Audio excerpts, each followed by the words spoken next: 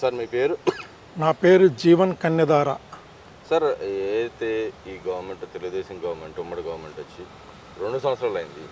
అసలు ఏదైతే ఎలక్షన్ ముందు ఇచ్చిన వాగ్దానాల పరంగా చూస్తుంటే ఈ 2 ఏళ్ళు అసలు ఈ గవర్నమెంట్ ఏం చేసిందంటారు క్లుప్తంగా చెప్పాలంటే? ఏం లేదండి, చక్కటి పరిపాలన శ్రీ నారా చంద్రబాబు నాయుడు గారు మరి లోకేష్ బాబు అందజేస్తున్నారు. మరి ఏదైతే ప్రజలు కోరుకున్నారో అది నెరవేరుస్తాం జరుగుతుంది. మరి అమరావతి అభివృద్ధి మరి పరుగులు పెట్టేస్తున్నారు. మరి రావాల్సిన కంపెనీలు మరి అవి చెప్పినయే కాకుండా ఇంకా ఎక్కువే చక్కగా చేయటం జరిగింది. మరి ఇలాంటి రాష్ట్రాన్ని ఎంతో అభివృద్ధి దశగా మరి ఈరోజు తీసుకెళ్తున్నారు. 2 సంవత్సరాలు మరి మరి పూర్తి చేసుకొని మరి ప్రజలు మన్ననలు పొందుతూ మరి ప్రభుత్వం ఎక్కడ ప్రజల్లో వ్యతిరేకత లేకుండా పరిపాలన దక్షకుడు విజనరీ లీడర్ శ్రీ నారా చంద్రబాబు నాయుడు గారికే ఇది దక్కిద్ది.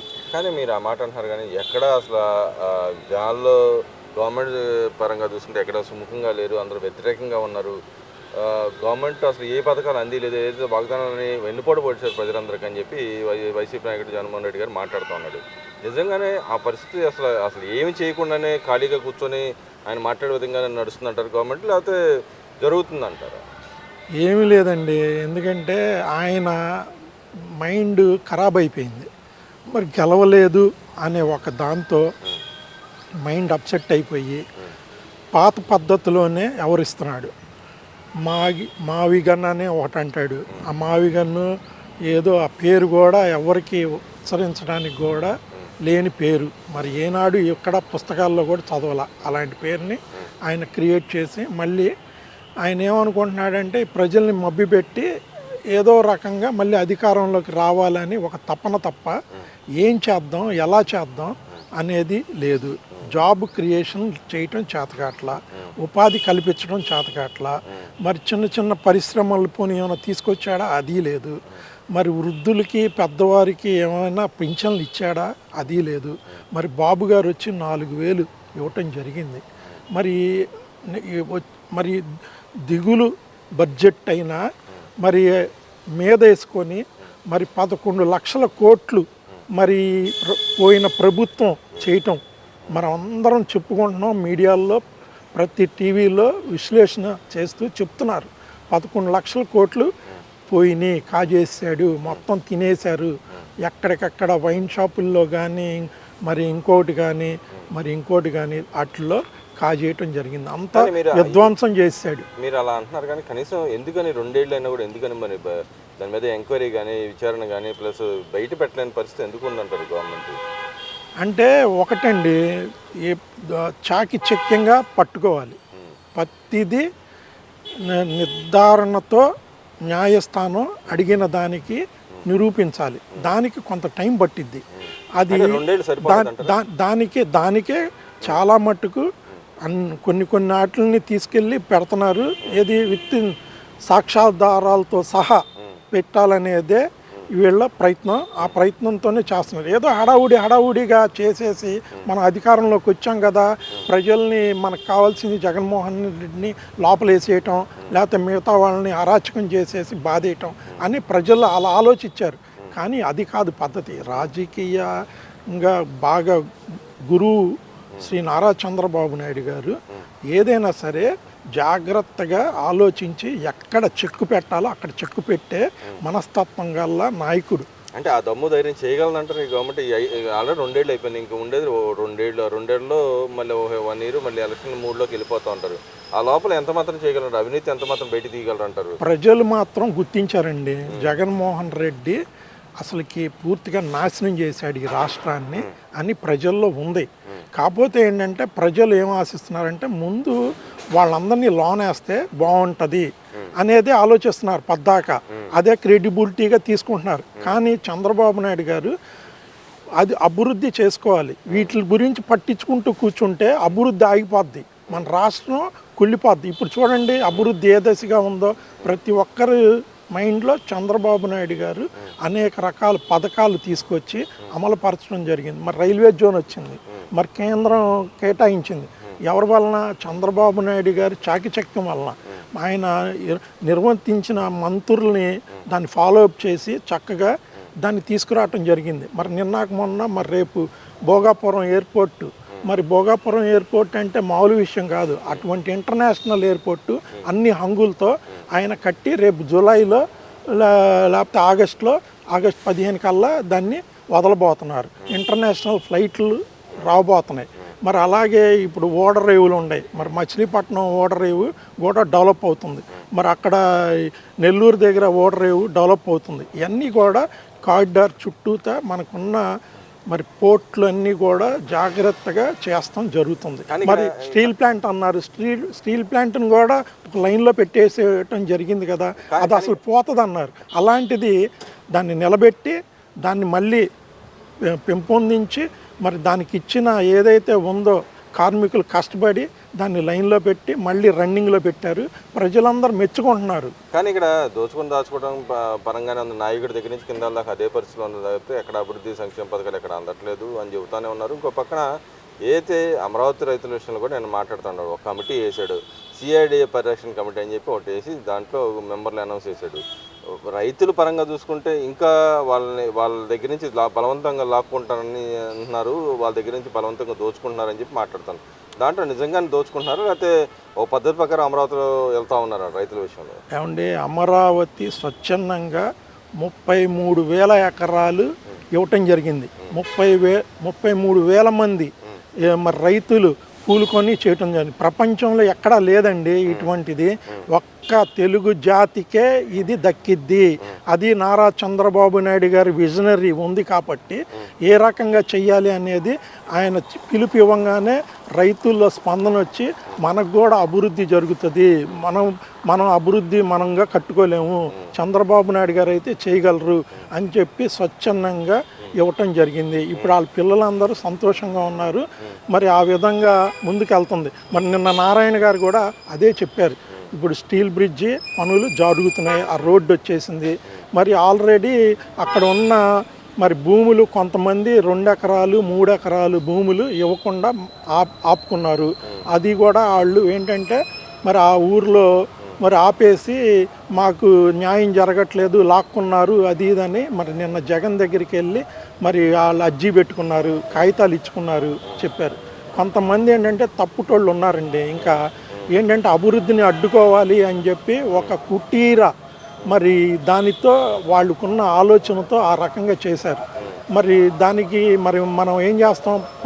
మరి రైతుల దగ్గరికి వెళ్ళి స్వచ్ఛందంగా పద్ధతి ప్రకారంగా ఇద్దాము, పద్ధతి ప్రకారంగా తీసుకుంటాము అని చెప్తున్నారు. మరి వాళ్ళు ఆ రకంగా చేస్తే దౌర్జన్యంగా తీసుకోవాల్సి వస్తుంది. ఎందుకంటే మిగతా రోడ్డు అంతా కూడా అయిపోయింది.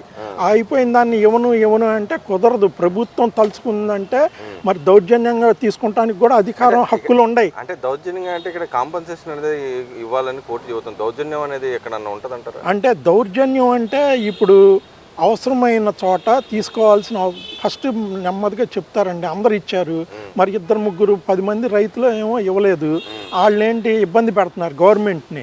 ఏం చేస్తుందిలే, ఏం జరిగిద్దిలే, మన కంపల్సరీ కుట్రండి. మరి పినమాక, మరి ఆ పక్కన ఉండవల్లి ఆ ప్రాంతంలో కొంతమంది రైతులు చంద్రబాబు నాయుడు గారికి వ్యతిరేక రైతులు ఉన్నారు. వాళ్ళు ఏంటంటే పట్టుపట్టి చేస్తున్నారు. దీనికి మూల కారణం మరి ఎక్కడ మరి జగన్మోహన్ రెడ్డి ఇంటికాడి నుంచి ఆదేశాలు వెళ్ళటం వల్ల ఆ రైతులు బిగదీసుకొని కూర్చున్నారు. ఇప్పుడు వాళ్ళు బిగదీసుకొని కూర్చున్నప్పుడు మిగతా రైతులు ఇచ్చేసి ఆ రోడ్డు అంతా చక్కగా ఫామ్ అయిపోయి ఒక్క దారి దగ్గర మాత్రం ఆపేయటం జరిగితే ప్రభుత్వం ఏం చెప్తుంది? మీరు చక్కగా మాతో రండి, చర్చించండి, మీకేం కావాలో అడగండి, మేము ఇస్తాం. కానీ ఆ రకంగా కాకుండా మీరు ఇలాగే వేసుకొని కూర్చుంటే అది పద్ధతి కాదు. అప్పుడు మేము అనుసరించాల్సింది అనుసరిస్తాము అని చెప్తున్నారు. ఇప్పుడు 100 మందికి మంచి జరిగేది 2-4 వలన చేస్తే చీడపరుగుల్ని తీసేయాలండి. తీసి దానికి తగ్గట్టుగా రూపకరణ చేసుకొని ముందుకు సాగాలి. అదే ఎక్కడైనా జరిగేది. అది అందుకనే కొంచెం లేట్ అవుతుంది. అది కూడా పరిష్కారం చేసుకొని చక్కగా ఈ ప్రభుత్వానికి మద్దతు తెలుపుతారు ఆ రైతులు కూడా. వాళ్ళకు కూడా అర్థం అవుతుంది. అర్థమయ్యే రీతిలో నారాయణ గారు చెప్తున్నారు. చంద్రబాబు నాయుడు గారు ఆదేశాలు ఇవ్వటం, చక్కటి ఇబ్బంది పెట్టద్దు, వాళ్ళని ఎట్టి పరిస్థితుల్లో ఇబ్బంది పెట్టద్దు, ఆడకూతుర్లు మనలాంటి వాళ్ళే, అర్థమయ్యేటట్టు చెప్పండి, అర్థమయ్యేటట్టు చెప్తే అర్థం చేసుకొని ఇస్తారు అని సామరస్యంగా చెప్పడం జరుగుతుంది మంత్రులకి. మంత్రులు కూడా అదేవిధంగా మరి పెమ్మసాని గారు కానీ, మరి నారాయణ గారు కానీ, ఇంకొకరు కానీ, మరి శ్రావణ కానీ అక్కడ అందరినీ కూర్చోబెట్టి మాట్లాడి దాన్ని పరిష్కరించేలాగా మార్గాన్ని ముందుకు తీసుకెళ్తున్నారు. అంటే ఇక్కడ మీరు ఆ మాట చెబుతున్నారు కానీ దానికి ఒక పరిరక్షణ కమిటీ అని చెప్పేసాడు, సిఐడి పరిరక్షణ కమిటీ అని చెప్పేసాడు. మరి జగన్మోహన్ రెడ్డి గారు ఇంకా అమరావతిని ఒప్పుకున్నట్టు అంటారు. మరి పరిరక్షణ కమిటీ వేసినట్టు కమిటీ పార్టీ పరంగా ఒప్పుకున్నట్టు అంటారా, లేకపోతే జగన్మోహన్ రెడ్డి గారు ఒక్కడే ఒప్పుకోలేదంటారా? ఏమండి, ఆయన వచ్చి చూడ్డు, ఆ ఏసీలో కూర్చుంటాడు ఆ ప్యాలెస్లో. మరి ఆ ప్యాలెస్లో కూర్చొని చూడకుండా ఎట్లా తెలుసుద్దండి? వాళ్ళ బృందం అయినా వెళ్ళి చూసి మరి ఏం జరుగుతుంది ఏంటో చూస్తే మరి ఆయన కూడా వచ్చి పరిరక్షించి అప్పుడు మాట్లాడితే దానికి విలువ, మాటకు విలువ ఉంటుంది. మరి ఏంటేంటో మాట్లాడతాడు, మరి ఆ రోజే చెప్పచ్చుగా. ఇప్పుడు ఇంత ఆలోచన ఉంది, మరి ఇక్కడి నుంచి గుంటూరు నుంచి మచిలీపట్నం దాకా అంత హైవే అంతా ఉంది అనేది ఆ రోజే చెప్పచ్చుగా. మరి ఆ రోజు ఎందుకు ఏడవలేదు? మరి ఆ రోజు ఏడవకుండా ఇప్పుడు ఎందుకు ఏడుస్తున్నావు అంటే నీలో ఏమీ పరిరక్తం లేదు, అంటే నీ మైండ్ ఖరాబు, నీకేమో ఏం చేయాలో ఏం చేయకూడదో కూడా నీకు తెలియదు, నీకు అసలుకి ఏమి ఆలోచన లేదు. అందుకనే నువ్వు ఆ రకంగా ప్రవర్తిస్తున్నావు, జనాల్లో మరి నవ్వుల పాలైపోయావు. మరి దానికి ఇంకెవరు ఏం సమాధానం చెప్పలేం. మీరు వచ్చి మరి ఇక్కడ చూసుకుంటే ఈ రోజు కూడా డిఎస్సి వ్యవహారం కూడా వాళ్ళు విస్తృతంగా వెళ్తానని నిన్న వాళ్ళతో డిఎస్సి అభ్యర్థులతో కూడా మీటింగ్ పెట్టున్నారు. గతంలో వాళ్ళ నాయకులు చేసిన ప్రచారం ఏమన్నా చూస్తేనన్నా వీళ్ళే అభ్యర్థులు అన్నట్టుగా ప్రచారం చేసినారు, ఫేక్ వీడియోలు అని బయట పెడతాం జరిగింది. కానీ ఇప్పుడు అభ్యర్థులు వచ్చి మాకు నష్టపోయని చెప్తున్నారు. నిజంగానే నష్టపోయే విధంగా గవర్నమెంట్ చేసిందంటారా? ఏమండి, మా అమ్మ చనిపోయింది, నేను మా అమ్మ మీద ప్రమాణకరంగా చెప్తున్నా, అస్సలకి అదంతా కూడా బూటకం అండి. 4 సార్లు చెప్తే అది నిజమైపోద్ది అన్నట్టుగా ప్రవర్తిస్తూ చెప్తున్నారు. ఎప్పుడైనా సరే మరి టీచర్లకు కానీ వీళ్ళకి కానీ ఉద్యోగాలు పంపిణీ చేయాలి, వాళ్ళని ఉద్యోగాలు ఇవ్వాలి అని చెప్పి మరి చంద్రబాబు నాయుడు గారు, లోకేష్ బాబు ఆదేశాల మేరకు ఆ లిస్ట్ అవుట్ చేసుకొని ప్రతి ఒక్కరికి అర్హులైన వాళ్ళు ప్రతి ఒక్కరికి మరి నెరవేర్చడానికి ఉద్యోగాలు ఇవ్వటానికి సిద్ధమైన ఫైళ్ళు తయారు చేసుకొని కూర్చొని ఉన్నారు. మీరు మరి జగన్మోహన్ రెడ్డి మరి లోకడ అట్లాగే అబద్ధాలు చెప్పాడు, ఇప్పుడు అలాగే అబద్ధాలు చెప్పి కన్విన్స్ చేయాలని పదే పదే అబద్ధాలు చెప్పుకుంటూ ఆ విధంగా ప్రెస్ ఉందని, పేపర్ ఉందని ఇష్టం వచ్చినట్టు తప్పుడు నివేదికలు ఇస్తూ ఆ రకంగా చేస్తున్నాడు. అంటే దీంట్లో అవినీతి జరిగింది, సిబిఐ ఎంక్వైరీ కావాలని అడుగుతున్నాడు. మరి గతంలో జరిగిన గురించి సిబిఐ ఎంక్వైరీ అడగలరు అంటాడా? అదే మరి చూసారా, మరి అడగలేడు. ఎలా అడుగుతాడు? తప్పుటోడు కాబట్టి అడగలేడు. ఇప్పుడు ఏమో ఊరిని అందరినీ మబ్బి పెట్టడానికి నేనే పెద్ద గొప్ప కరెక్ట్ చేస్తున్నాను, అన్నీ వెలికి తీస్తున్నాను అని ఒక రూపంలో వెళ్తున్నాడు. కానీ జనం నమ్మే పరిస్థితే లేదండి. ఆయన మళ్ళీ కూడా రాడు. అంటే ఇక్కడ ఆయన చెబుతున్న ప్రకారం చూసి నేను వస్తే 3 ఏళ్ళ తర్వాత నేను వస్తాను, వచ్చిన తర్వాత నేను కమిటీ వేస్తాను అంటున్నాడు. మరి ఆ లోపల అభ్యర్థుల యొక్క వాళ్ళ టైం కూడా అయిపోద్ది, వాళ్ళ ఏజ్ లిమిట్ కూడా దాటిపోతారు. అప్పుడు ఏ విధంగా వాళ్ళకి హెల్ప్ చేయగలడు అంటారు? అసలుకి ఆయన రాడండి, హెల్ప్ చేయడానికి ఏమి లేదు. ఉట్టి వస్తే నేను వస్తే మనిషిని కాదు, నేను వస్తే మనిషిని కాదు అని చెప్తున్నాడు అంతే. ఆయన రాడు, ఆయన మనిషి కాదు. అని మనిషే అయితే న్యాయం చేయలేడంటారు. న్యాయం కంపల్సరీ చేయలేడండి. 151 సీట్లు ఉన్నప్పుడు ఏం చేయలేనివాడు ఇప్పుడు వచ్చి ఏం బిగుతాడు? 11 సీట్లు పడిపోయినవాడు ఇంక లెగుతాడా? మరి 11 సీట్లకు పడిపోయిన వాళ్ళు లెగటానికి ఛాన్సే లేదు. ఎందుకంటే మరి పోరాడాల్సిన వేదికల మీద ఎక్కడ మరి పోరాడుతున్నాడు? ఎక్కడ కనపట్లేదండి. ఎక్కడైనా రోడ్డు మీదకి వచ్చి పోనీ మీరు వెళ్ళండి, పలానా దానికి వెళ్ళండి అని కూడా చెప్పట్లా. ఎంతసేపు ఆ ప్యాలెస్లో కూర్చొని అసలు వాళ్ళకే లేదండి బాబు ఇంటర్వ్యూలు, అసలు వాళ్ళనే రానిచ్చే పరిస్థితి లేదు. ఇంకా ఆయన ఏం చేయగలడు? ఆయన ఏమీ చేయలేడు. ఊరినే మాటలు చెప్పి ఊరిని అలా గడుపుతూ ఉంటాడు, కాలాన్ని తీస్తాడు అంతే. అంటే అభ్యర్థులను కూడా ఇక్కడ మోసం చేస్తున్నాడు అనుకోవచ్చు అంటారా? కంపల్సరీ ఒక్కొక్కరికి 20 కోట్లు ఇవ్వమంటాడు, రేపు పొద్దున్న టేబుల్ మీద పెడతాడు. ఆ 20 కోట్లు తీసుకొని మీకు క్యాండిడేట్గా మీరే అని చెప్తాడు. ఎందుకంటే వాళ్ళ డబ్బుతోనే వాళ్ళనే కూర్చోబెడతాడు. ఈయనకి పోయిందేముంది? ఈయనకి ఏం పోయేదేం లేదు. ఆ 20 కోట్లో ఒక 2-3% ఆయన తీసుకుంటాడు, రేపు పొద్దున వాటిని శుభ్రంగా వాడుకుంటాడు, మళ్ళీ ఓడిపోతాడు. మరి డబ్బులు ఖర్చు పెట్టేవాళ్ళంతా, డబ్బులు తెచ్చేవాళ్ళు అంతా అయిపోతారు. అది గ్యారంటీ, దాంట్లో డౌటే లేదు. అస్సలు గెలవటానికి ఛాన్సే లేదండి. ఎందుకంటే అక్కడ పవన్ కళ్యాణ్, మోడీ, చంద్రబాబు నాయుడు, మరి యువరక్తం, నారా లోకేష్ పాచికల ముందు ఆయన ఏమీ మాట్లాడలేడు, చేయలేడు, ఏమీ వర్కౌట్ అవ్వదండి. డెఫినెట్గా చెప్తున్నాం, 100కి 100% ఇవాళ మరి ఇప్పుడు 2 సంవత్సరాలు కంప్లీట్ అయింది. ఈ 2 సంవత్సరాలు కంప్లీట్ అయ్యి ఉత్సవం కూడా చేసుకోబోతున్నాం మేమందరం.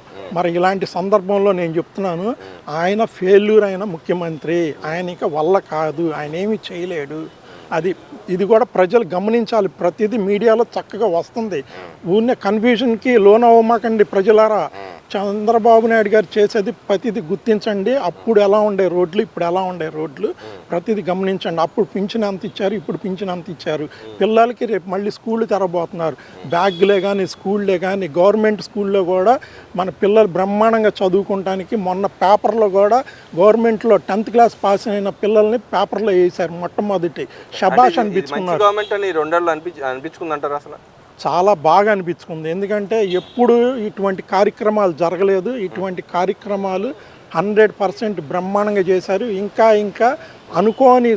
అనుకోని కూడా చేస్తున్నారు. ఎందుకంటే ఇప్పుడు మన బుల్లెట్ పరిశ్రమ వచ్చింది. మరి విమానాలు, జట్టి విమానాలు తయారు చేసే పరిశ్రమ తీసుకొచ్చారు. మరి ఇప్పుడు పోలవరం రెడీ అయిపోతుంది. పోలవరం ఇంకా రేపు 27లో మరి జూన్ జూలైలో కల్లా మరి వదిలేస్తామని చెప్తున్నారు. రేపు పుష్కరాలకి దాన్ని వదులుతామంటున్నారు. మరి చూడండి, ఎటువంటి గట్టిగా నిలబడి ఎవరికి ఎలా ఇవ్వాలి అధికారం, ఎలా చేయించాలి అటువంటి వాళ్ళకి ఇచ్చాడు. రామానాయుడు గారు కూడా బ్రహ్మాండంగా కూర్చొని నిలబడి ఆయన పనులు చేయిస్తున్నాడు. కాబట్టే చకచక పనులు అవుతున్నాయి.